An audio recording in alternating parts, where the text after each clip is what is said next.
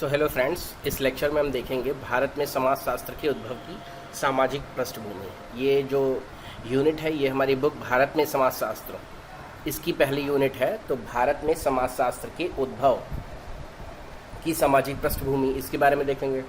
भारतीय समाजशास्त्र का ऐतिहासिक आधार क्या है? जो भारतीय समाजशास्त्र है, जो इंडियन सोशियोलॉजी है, उसका सामाजिक आधार क्या है, ऐतिहासिक आधार क्या है? भारत में सामाजिक विचारों की विरासत क्या है? प्राचीन और अरबी फारसी लेखों में समाजव्रत क्या है? ब्रिटिश शासन के आगमन में के समय भारत की सामाजिक आर्थिक स्थितियां क्या थीं? भारतीय समाज और संस्कृति के प्रति 3 प्रमुख पाश्चात्य दृष्टिकोण क्या हैं? जाति और जनजाति के बारे में ब्रिटिशों का सरकारी नज़रिया क्या है? जाति और जनजाति के बारे में, ठीक है ना। फिर सामाजिक जांच पड़ताल को बढ़ावा देने वाले संघों और संस्थाओं की वृद्धि। आरंभिक भारतीय बुद्धिजीवियों के प्रत्युत्तर में प्रतिक्रियाएं क्या हैं? तो ये सब हम देखेंगे। अध्ययन के उद्देश्य क्या हैं? तो इस तरीके से हम इस यूनिट को देखेंगे। इस यूनिट के कितने पेज हम और हेडिंग हैं वो देख लेते हैं। भारतीय समाजशास्त्र का ऐतिहासिक आधार के बारे में हम पढ़ेंगे। फिर उसके बाद अगला पॉइंट आता है भारत में सामाजिक विचारों की विरासत। हमारे जो सामाजिक विचार हैं उनकी विरासत के बारे में देखेंगे। प्राचीन और अरबी फारसी लेखों में समाजव्रत देखेंगे। प्राचीन और अरबी फारसी लेखों में समाजव्रत को देखेंगे। उसके बाद देखेंगे ब्रिटिश शासन के आगमन के समय भारत की सामाजिक आर्थिक स्थितियाँ क्या थीं। जब ब्रिटिश शासन आया था उसके आगमन के समय में भारत की सामाजिक और आर्थिक स्थितियाँ क्या थीं। फिर उसके बाद 1.6 में देखेंगे भारतीय समाज और संस्कृति के प्रति 3 प्रमुख पाश्चात्य दृष्टिकोण क्या हैं। इसके बाद 1.7 हेडिंग में देखेंगे जाति और जनजाति के बारे में ब्रिटिशों का सरकारी नज़रिया क्या है। जाति और जनजाति के बारे में ब्रिटिशों का सरकारी नज़रिया क्या है। फिर उसके बाद 1.8 हेडिंग में देख रहे हैं हम सामाजिक जांच पड़ताल को बढ़ावा देने वाले संघों एवं संस्थाओं की वृद्धि। उसके बाद भारतीय बुद्धिजीवियों के प्रत्युत्तर एवं प्रतिक्रिया, उनकी क्या रिएक्शंस रहे। जो बुद्धिजीवी हैं उनके क्या प्रत्युत्तर थे और प्रतिक्रियाएं थीं। उसके बाद हम देख रहे हैं आरंभिक समाजशास्त्रीय प्रारंभ। जो आरंभिक समाजशास्त्र है उसका कैसे प्रारंभ हुआ। और फिर उसके बाद जीएस घुरे को देखेंगे। ये जो है बॉक्स, ये जीएस घुरे पे है, इसको देखेंगे। और फिर 1.11 में आ जाएगा हमारा समाजशास्त्र और स्वतंत्र भारत। हमारा सोशियोलॉजी क्या है और स्वतंत्र भारत, इसके बारे में हम देखेंगे। फिर सारांश देखेंगे। तो इस तरीके से यूनिट ख़त्म होगी। तो चलिए शुरू करते हैं। तो सबसे हम देखते हैं अध्ययन के उद्देश्य हमारे क्या क्या हो जाएंगे।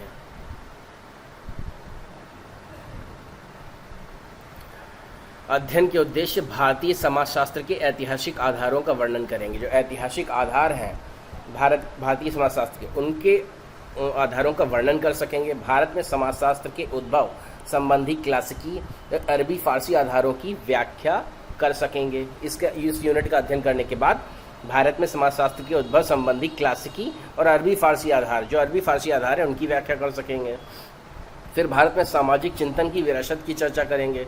भारत में ब्रिटिश शासन के आगमन के समय विद्यमान सामाजिक आर्थिक स्थितियाँ का वर्णन कर सकेंगे। क्या स्थितियाँ थीं जब ब्रिटिश शासन यहाँ पर आया था। उसके बाद भारतीय समाज और संस्कृति के प्रति पश्चिमी लोगों की 3 प्रमुख दृष्टिकोणों की व्याख्या कर सकेंगे। भारतीय समाज और संस्कृति के प्रति पश्चिमी लोगों के 3 प्रमुख दृष्टिकोणों की व्याख्या कर सकेंगे। जाति और जनजाति और उनके रीति रिवाज परंपराओं के संबंध में ब्रिटिशों के सरकारी नज़रियों की चर्चा कर सकेंगे। जाति और जनजाति तथा उनके रीति रिवाज और परंपराओं के संबंध में, मतलब जो जाति हैं, जो SC हैं, ST हैं, उनके बारे में जो ब्रिटिश हैं उनके सरकारी नज़रियों पर चर्चा कर सकेंगे। सामाजिक जांच पड़ताल को बढ़ावा देने वाले संघों और संस्थाओं की समृद्धि का वर्णन कर सकेंगे। आरंभिक समाजशास्त्रीय प्रारंभ के व्याख्या कर सकेंगे। और अंत में स्वतंत्र भारत में समाजशास्त्र की शुरुआती उद्भव की चर्चा कर सकेंगे। तो पहली हेडिंग हमारी स्टार्ट होती है प्रस्तावना।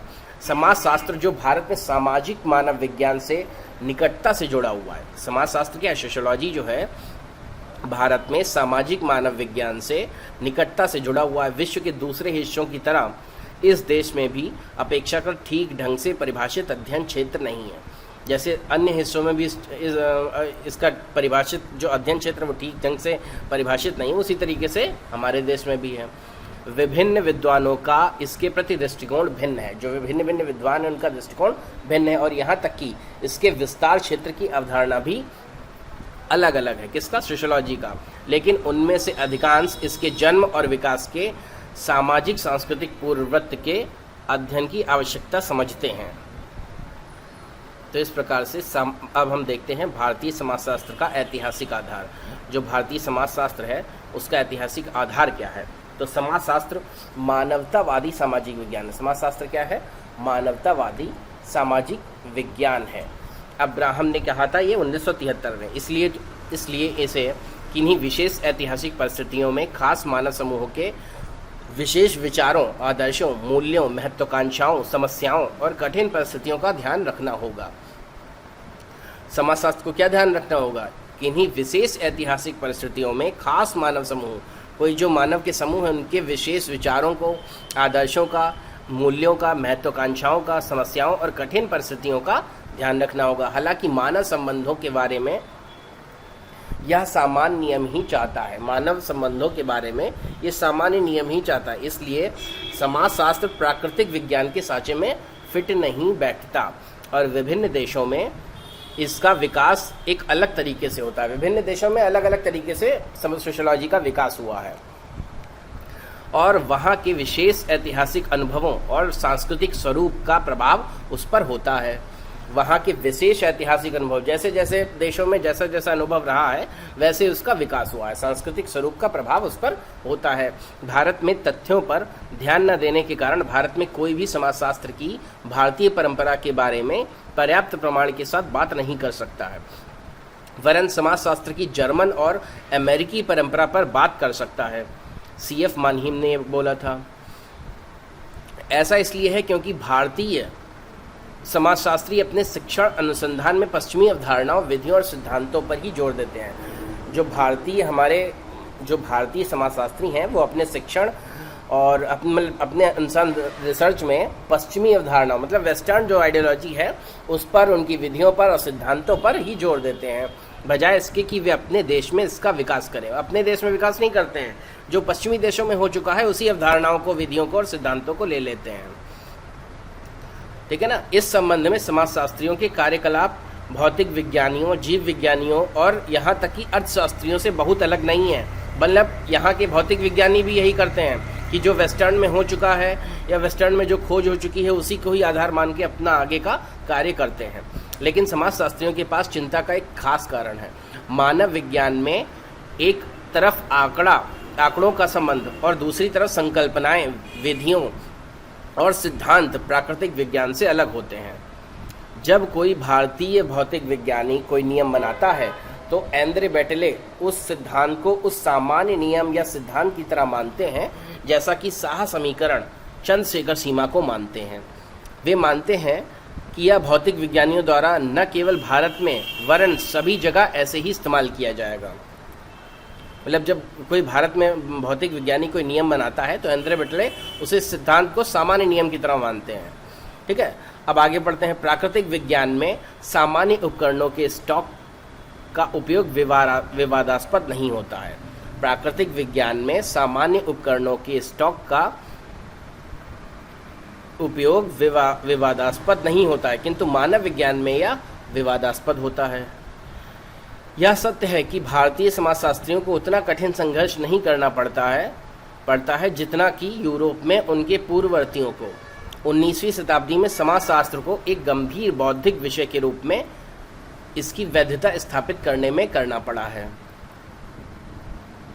लेकिन पश्चिमी मार्गदर्शियों पर अति निर्भरता के कारण यह तथ्य भूल गए थे कि पश्चिम में समाजशास्त्र औद्योगिकरण के परिणाम स्वरूप जो समस्याएं आ रही थीं और जिस तरह सामाजिक क्रांति और परिवर्तन हो रहे थे उनकी बौद्धिक और संज्ञानात्मक प्रतिक्रिया थी। देखिए, आपको इस इग्नू की बुक का पढ़ने का सबसे अच्छा तरीका आप इसको पढ़ते चले जाइए, ठीक है। लेकिन कुछ चीज़ें आपको नहीं समझ में आएंगी, जैसे कि आपको 100% पढ़ेंगे तो उसमें से 80% चीज़ें नहीं समझ में आएंगी। आपको 20% अगर चीज़ें समझ में आ रही हैं तो बहुत अच्छी बात है, उसको अंडरलाइन कर लीजिए और उससे अपना नोट्स बनाइए, क्योंकि इसमें सारी चीज़ें आपको समझ में आए ऐसा ज़रूरी नहीं है। तो जैसे कि यहाँ पे हम देख रहे हैं, इसमें क्या लिखा हुआ है, पश्चिम में समाजशास्त्र औद्योगिकरण के परिणाम स्वरूप जो समस्याएं आ रही थीं और जिस तरह की सामाजिक क्रांति और परिवर्तन हो रहे थे, उनकी बौद्धिक और संज्ञानात्मक प्रतिक्रिया थी। एक इसने कहा है, सिंह ने 1979 में कहा है, ठीक है। अच्छा, अब 14वीं और 18वीं शताब्दी के बीच जागरण, वैज्ञानिक क्रांति और वाणिज्यिक क्रांति के लिए हुए आंदोलन में बौद्धिक क्रांति आकार लेने लगी थी। बौद्धिक क्रांति क्या? लिबरल क्रांति, लिबरल जो सोच थी। 1789 की फ्रांस क्रांति और औद्योगिक क्रांति की जर्जर होती सामंतवादी व्यवस्था वाले राजतंत्र और चर्च को एक ऐसी हवा दी जिससे लोगों की महत्वाकांक्षाओं और व्यक्तिगत उपलब्धियों के आख्यान और उनके दुखों की कथा आरंभ हो गई। इस नई परिस्थिति में मूल्यों और सामाजिक व्यवस्था की अनिश्चितता थी। पश्चिम में समाजशास्त्र इसी को समझने के लिए किया गया प्रयास था।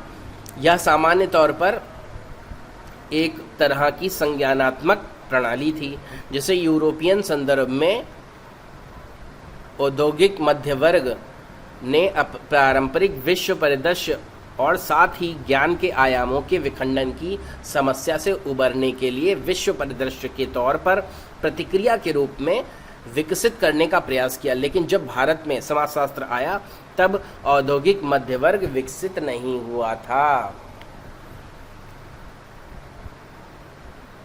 बात समझ रहे हैं? जो सोशियोलॉजी थी वो सामान्य तौर पर एक तरह की संज्ञानात्मक प्रणाली थी, संज्ञान ले रहे थे हम उस चीज़ का, जिसे यूरोपियन संदर्भ में औद्योगिक मध्य वर्ग ने पारंपरिक विश्व परिदृश्य और साथ ही ज्ञान के आयामों के विखंडन की समस्या से उबरने के लिए विश्व परिदृश्य के तौर पर प्रतिक्रिया के रूप में विकसित करने का प्रयास किया था। मतलब लोगों को कुछ समस्याएं हुई, वेस्टर्न लोगों को, फिर उन्होंने उस पर अपनी प्रतिक्रिया दी, जो वो प्रतिक्रिया जो दी उससे सोशियोलॉजी का विकास हुआ है, ठीक है। लेकिन भारत में ऐसा नहीं हो सका है। क्यों? क्योंकि तब तक औद्योगिक मध्यवर्ग विकसित ही नहीं हुआ था। अब आगे हम देखते हैं, भारत में समाजशास्त्र का जन्म पाश्चात्य लोगों द्वारा खास तौर से भारत में ब्रिटिश औपनिवेशिक शासन के बाद भारतीय समाज और संस्कृति की पश्चिमी व्याख्या के प्रतिक्रिया स्वरूप बौद्धिक प्रतिक्रिया के तौर पर हुआ था। ये लाइन जो है खास तौर से याद करने वाली है कि भारत में समाजशास्त्र का जन्म पाश्चात्य लोगों द्वारा खास तौर से भारत में ब्रिटिश औपनिवेशिक शासन के बाद भारतीय समाज और संस्कृति की पश्चिमी व्याख्या के प्रतिक्रिया के प्रतिक्रिया स्वरूप बौद्धिक प्रतिक्रिया के तौर पर हुआ था। मतलब ब्रिटिश औपनिवेशिक शासन के बाद, जब ब्रिटिश औपनिवेशिक शासन हुआ उसके बाद जो भारतीय समाज और संस्कृति थी उसकी पश्चिमी व्याख्या, मतलब हमारी संस्कृति की व्याख्या पश्चिमी रूप में करने जो पश्चिमी लोगों ने किया उसकी प्रतिक्रिया के रूप में बौद्धिक प्रतिक्रिया के तौर पर यहाँ पे सोशियोलॉजी का विकास हुआ, समाजशास्त्र का विकास हुआ। मानव शास्त्र भी जो समाजशास्त्र का सजातीय शास्त्र है, मानव शास्त्र भी जो समाजशास्त्र का सजातीय शास्त्र है, बहुत हद तक पिछली 3 और 4 शताब्दियों के दौरान विश्व के यूरोपियन विस्तार की ही उपज है। मानव शास्त्र विभिन्न प्रजातियों और सर्वथा भिन्न संस्कृतियों के लोगों पर शासन करने की आवश्यकता ने यूरोपियनों में शासितों के जीवन और संस्कृति का अध्ययन करने की अनिवार्यता को जन्म दिया। समझ रहे हैं? इसमें लिखा है विभिन्न प्रजातियों एवं सर्वथा भिन्न संस्कृतियों के लोगों पर शासन करने की आवश्यकता, मतलब विभिन्न प्रजातियों पर जो शासन किया जा रहा था उसकी आवश्यकता ने यूरोपियनों में शासितों के जीवन और संस्कृति का अध्ययन करने की अनिवार्यता को जन्म दिया। मतलब यूरोप में जो शासित थे, जिनको शासक किया जा रहा था, जिन पर शासन किया जा रहा था, उनकी जीवन और संस्कृति का अध्ययन करने की अनिवार्यता को भी जन्म दे दिया। मतलब जिन पर ब्रिटिश उपनिवेशवाद था उन भारतीय लोगों पर भी अध्ययन करने की आवश्यकता का जोर दिया गया। अब आगे देखते हैं, भारतीय लोगों के जीवन और संस्कृति की सूचना एकत्र करने के पश्चिमी प्रयासों में भी औपनिवेशिक शासकों को यही हित दिखाई देता है। भारतीय लोगों के जीवन और संस्कृति की सूचना एकत्र करने के पश्चिमी प्रयासों में भी औपनिवेशिक शासकों को यही हित दिखाई देता है जिसने भारत में समाजशास्त्र और मानव शास्त्र का आधार तैयार किया। भारत में समाजशास्त्र और मानव शास्त्र का आधार तैयार किया, मतलब कि यहाँ के लोगों के जीवन और संस्कृति की सूचना एकत्र करना, वो कैसे कार्य करते हैं, कैसे अपने जीवन को निर्वाह करते हैं, उसके अध्ययन को भी औपनिवेशिक शासकों ने समझा। ठीक है ना। तो उसी के प्रयासों में भारत में समाजशास्त्र विकसित हुआ, उसी का वही आधार है। हालांकि यह सत्य है कि बाद में इसमें वैज्ञानिक दिलचस्पी ने दोनों विषयों को समृद्ध किया और वे आधुनिकता के पश्चिमी संदर्भ में उभरे। साथ ही साथ औपनिवेशिक संदर्भ की उपेक्षा करना संभव नहीं होगा। औपनिवेशिक संदर्भ की उपेक्षा करना संभव नहीं होगा जिसमें इस देश में समाजशास्त्र का विकास हुआ। भाई जो औपनिवेशिक संदर्भ था, मतलब कि हम लोग एक उपनिवेश थे, 1947 से पहले हम ब्रिटिश के एक उपनिवेश थे, तो उस संदर्भ की उपेक्षा भी करना संभव नहीं है। उसी के कारण तो यहाँ पे समाजशास्त्र का विकास हुआ है। इस देश में जिन परिस्थितियों में समाजशास्त्र का उद्गम हुआ है उसके दोहरे पहलू पर पर्याप्त ध्यान न देने के कारण इसमें पश्चिमी समाजशास्त्र की झलक दिखाई देती है। इस देश में जिन परिस्थितियों में समाजशास्त्र का उद्गम हुआ है ना, उसके दोहरे पहलू पर ध्यान नहीं दिया गया, इसीलिए पश्चिमी समाजशास्त्र की झलक दिखाई देती है यहाँ पर, कि जो पश्चिम में समाजशास्त्र हुआ उसी को यहाँ पे अपना लिया गया।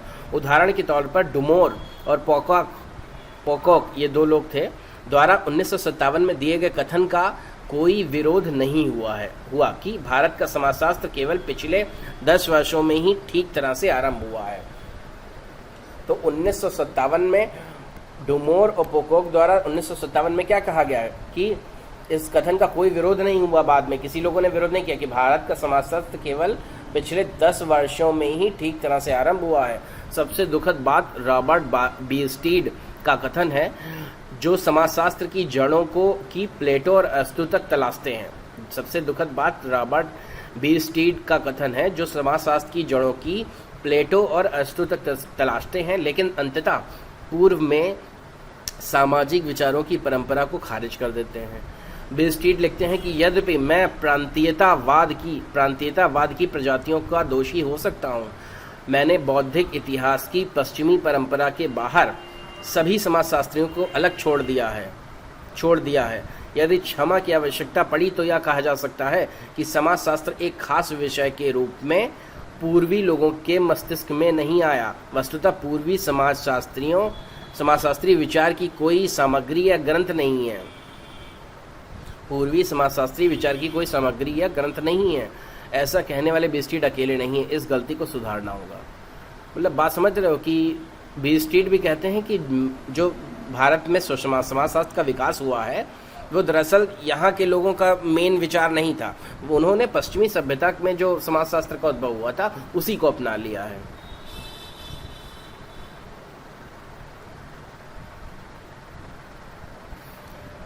तो अब आगे देखते हैं भारत में सामाजिक विचारों की विरासत। भारत में सामाजिक विचारों की विरासत क्या है?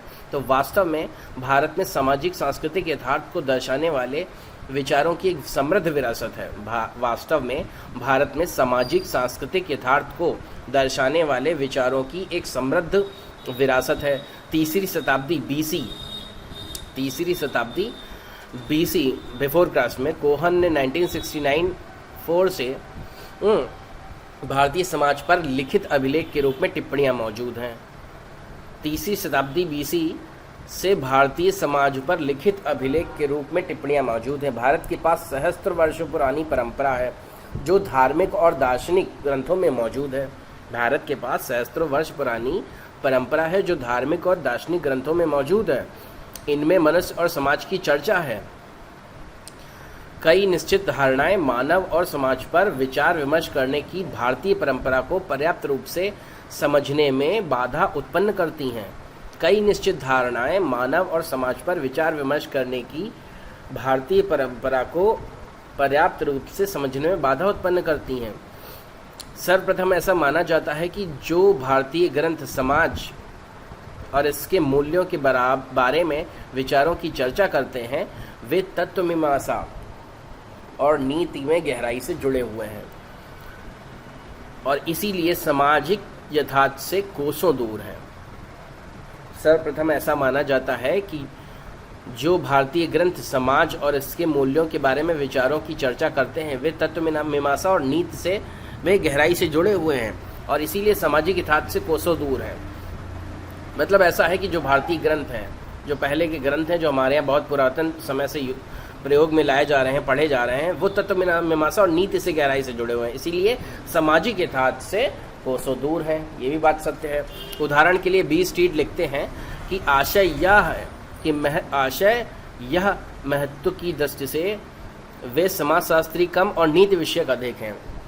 उदाहरण के लिए बी स्ट्रीट लिखते हैं कि आशय यह है कि महत्व की दृष्टि से वे समाजशास्त्री कम है, मतलब सामाजिक रूप से देखा जाए तो समाज से रिलेशन उनका कम है और नीति विषय ज़्यादा है कि हमें ऐसा करना चाहिए, ऐसा करना चाहिए, लेकिन समाज में क्या हो रहा है इसकी चर्चा वो कम करते हैं। वे सही आचरण के निर्देश देते हैं, इस बात के नहीं कि कौन सा आचरण सही है कौन सा गलत। संक्षेप में उनके लेखक समाज के विद्यार्थी नहीं बल्कि जाति के विधिवेत्ता है। संक्षेप में उनके लेखक जो है समाज के विद्यार्थी नहीं है। जैसे वेस्टर्न जो सोशियोलॉजी जो डेवलप हुई है वो वहाँ के विद्यार्थियों ने डेवलप की है, बल्कि यहाँ जिन्होंने डेवलप किए जो नीति विषयक जो धर्म ग्रंथ बनाए हैं वो जाति के विधिवेत्ता हैं। बी स्ट्रीट 1959 दूसरे, उन्होंने मानव और समाज के बारे में जानकारी के संबंध में अनुभवजन्य परंपरा के विकास की बहुत कम गुंजाइश छोड़ी थी। तीसरे, प्राचीन ग्रंथों की अखंड पवित्रता के प्रति समर्पण के कारण बाद में इसके आलोचनात्मक और स्वतंत्र विचारों पर निषेध का आरोप लगाया गया है ना। उन्होंने मानव और समाज के बारे में जानकारी के संबंध में अनुभवजन्य परंपरा के विकास की बहुत कम गुंजाइश छोड़ी थी। तीसरे, प्राचीन ग्रंथों की अखंड पवित्रता के प्रति समर्पण के कारण बाद में इसे आलोचनात्मक और स्वतंत्र विचारों पर निषेध का आरोप लगाया गया है। भाई प्राचीन ग्रंथ है ना, उनको अखंड पवित्र समझा जाता था, इसी के कारण में आलोचनात्मक और स्वतंत्र विचारों पर निषेध का आरोप लगाया गया कि उसमें आलोचनात्मक विषय नहीं, मतलब हम किसी चीज़ की आलोचना नहीं कर सकते हैं जो हमारे पवित्र ग्रंथ हैं, और उन पर स्वतंत्र विचारों का निषेध है। सच तो यह है कि प्राचीन ग्रंथ शास्त्र स्मृतियाँ अपने दार्शनिक और तत्व मीमांसात्मक विषय के बावजूद केवल सत्य की पारलौकिक वास्तविकता से संबद्ध नहीं है। सच तो यह है कि जो प्राचीन ग्रंथ हैं, शास्त्र हैं, स्मृतियाँ हैं, अपने दार्शनिक और तत्व मीमांसात्मक विषय के बावजूद केवल सत्य की पारलौकिक वास्तविकता से संबद्ध नहीं है और वे समय की अस्तित्वपरक सच्चाई की उपेक्षा नहीं कर सकते।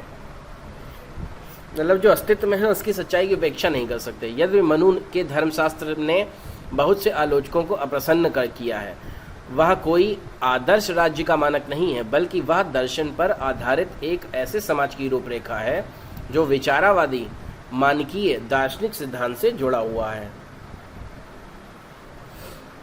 इसमें समाज के संस्थाओं,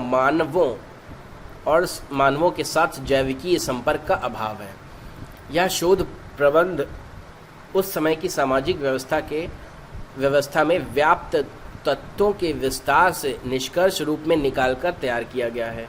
ये मान्यताएं और सिद्धांत धर्म से संबंधित स्थान, देश, काल, पात्र पर आधारित हैं। ये मान्यताएं जो हैं सिद्धांत धर्म से संबंधित स्थान, देश, काल, पात्र पर आधारित हैं। धर्म को समझने के लिए केवल इसके दर्शन को समझना पर्याप्त नहीं था, इसे अच्छी तरह समझने के लिए इसका अनुभूतिजन्य संदर्भ भी महत्वपूर्ण था। इसके ठोस उदाहरण के लिए वह प्रसंग लिया जा सकता है जिसमें मनु ने उस समय के समाज में प्रचलित वर्ण संकरों के अधिकार, विभिन्न वर्णों के अभिभावकों से जन्म का विस्तार से वर्णन किया है। अब वर्ण व्यवस्था के बारे में सोचते हैं। वर्ण व्यवस्था के समर्थक मनु ने उन लोगों के अधिकारों को एकदम से खारिज नहीं किया जो अरस्तु के फैशन के बाद वर्ण व्यवस्था के मानकों से विचलित हो गए हैं। वर्ण व्यवस्था के समर्थन मनु ने उन लोगों के अधिकारों को एकदम से खारिज नहीं किया है जो अरस्तु के फैशन के बाद वर्ण व्यवस्था के मानकों से विचलित हो गए हैं। अरस्तु ने एथेनियन समाज में दासों को नागरिकता के अधिकारों से वंचित माना था। इसके अतिरिक्त यह अक्सर भुला दिया जाता है कि प्राचीन सामाजिक विचारों का क्षेत्र और प्रकार बहुत विस्तृत थे। धर्मशास्त्र के अलावा इसने अर्थशास्त्र, कामशास्त्र, वर्थशास्त्र, व्यापार और व्यवसाय से संबंधित वर्थशास्त्र कहलाता है, वस्तुशास्त्र, निर्माण से संबंधित आदि शास्त्र दिए हैं जो सांसारिक जीवन और सामाजिक सच्चाई से संबंधित हैं। अब यहाँ पे हम देखते हैं इस पॉइंट को और देखते हैं। कौटिल्य के अर्थशास्त्र जैसे शोध प्रबंधों में एक राजा के लिए नियमित आधार पर अपनी प्रजा तथा पशुओं की गणना करने का आग्रह किया गया है।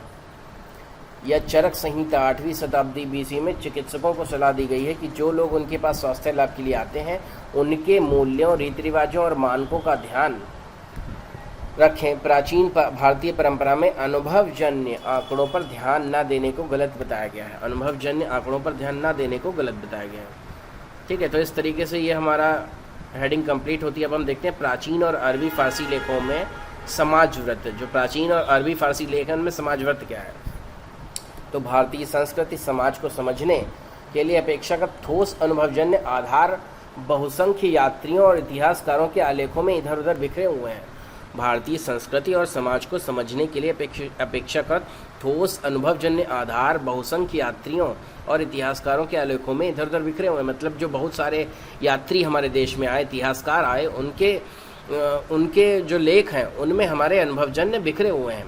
इन यात्रियों में ग्रीक, रोमन, यूनानी ग्रीक, यहूदी, चीनी यात्री शामिल थे और सन 1000 ईस्वी के बाद से अरब, तुर्क, अफ़गान, फ़ारसी भी इसमें शामिल हुए हैं। मतलब ये लोग भी यात्री आए हैं ये हमारे देश में। भारतीय समाज के ज़्यादातर प्राचीन लेख चंद्रगुप्त मौर्य, भारतीय समाज के ज़्यादातर प्राचीन लेख चंद्रगुप्त मौर्य 324 से 300 BC के राज दरबार में आए ग्रीक राजदूत मेगास्थनीज का अनुसरण करते हैं। उसे भारत के हिस्सों को नज़दीक से देखने का मौका मिला है।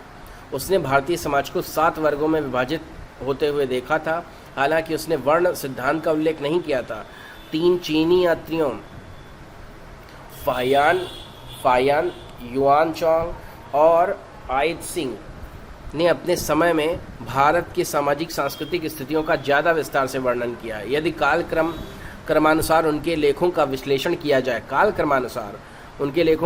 किया जाए, तो भारतीय समाज में परिवर्तन पर मूल्यवान परिदृश्य प्राप्त हो सकते हैं। मतलब इन यात्रियों का अगर लेखों का हम विचार करें, विमर्श करें, और तो भारतीय समाज के परिवर्तन पर मूल्यवान परिदृश्य हमें प्राप्त हो सकता है। अब अरबी यात्रियों में अल-बरूनी भारतीय विचार प्रणाली और उनके संस्कृत स्रोतों से ज़्यादा परिचित प्रतीत होता है। तो भारतीय विचार प्रणाली है, उनके संस्कृत स्रोतों से ज़्यादा परिचित प्रतीत होता है। कौन? अल-बरूनी। उसने लोगों के सामाजिक जीवन और रीति रिवाजों के अपने वर्णन में जाति की वर्ण व्यवस्था का उल्लेख किया है। हिंदुओं की जाति केंद्रित अवस्था पर उसकी टिप्पणियां और समाजशास्त्रीय दृष्टिकोण खोजा जा सकता है। मोरक्को के अरब यात्री इब्न बतूता ने सन 1333 में सन 1347 ईस्वी के बीच भारतीय लोग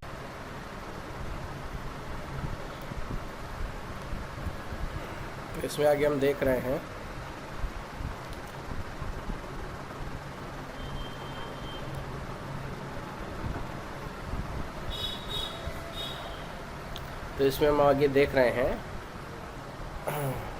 उनकी सामाजिक सांस्कृतिक अवस्था और भूमि के भूगोल के बारे में अमूल्य जानकारियाँ दी गई हैं। दक्षिण भारत के बारे में मार्को पोलो के इतिहास से उपयोगी जानकारियाँ प्राप्त की जा सकती हैं, जिसने सन 1293 ईस्वी के लगभग देश के उस हिस्से का भ्रमण किया, और फरिश्ते के लेख से भी, जिसने सन 1609 ईस्वी में अपना भ्रमण पूरा किया। इन वृत्तांतों और ऐतिहासिक अभिलेखों को समाज वृत्त का कार्य माना जा सकता है, क्योंकि इनके लेखकों ने जो देखा, जो सुना, उसी का वर्णन किया है, दूसरे से सुनकर नहीं। यूरोपीय यात्रियों द्वारा प्रदत्त लेखों पर भी यही मूल्यांकन लागू होता है। तो इस तरीके से हमने देखा कि जो भारत में समाजशास्त्र के उद्भव की सामाजिक पृष्ठभूमि है, उसमें जो यात्रा करने वाले आए हैं, यात्री आए हैं, उन्होंने कैसे उसका व्याख्यान किया है।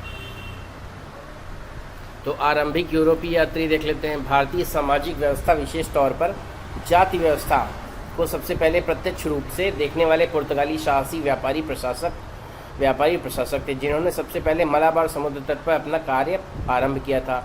डुआर्ट बारबोस ने बिल्कुल ठीक जाति व्यवस्था की मुख्य सांस्कृतिक विशेषताओं की सूचना दी थी जो आज की केंद्रीय तौर पर पहचानी जाती हैं। बारबोस ने तथ्यात्मक दृष्टिकोण अपनाया और एक भारतीय भाषा सीखी। फ्रांसीसी व्यापारी यात्री जीन बप्तिस्ट तवर्नियर, जिसने औरंगजेब के शासन का इतिहास लिखा है, उसने लोगों से बातचीत करके अपनी आंखों से देखकर विभिन्न हिंदू विश्वासों, धार्मिक कांडों, रीति रिवाजों का विस्तार से वर्णन किया है। अब्राहम रोजर, जो कालीकट मद्रास में पहला डच पादरी था, उसने एक डच बोलने वाले ब्राह्मण से हिंदुत्व के बारे में अध्ययन किया।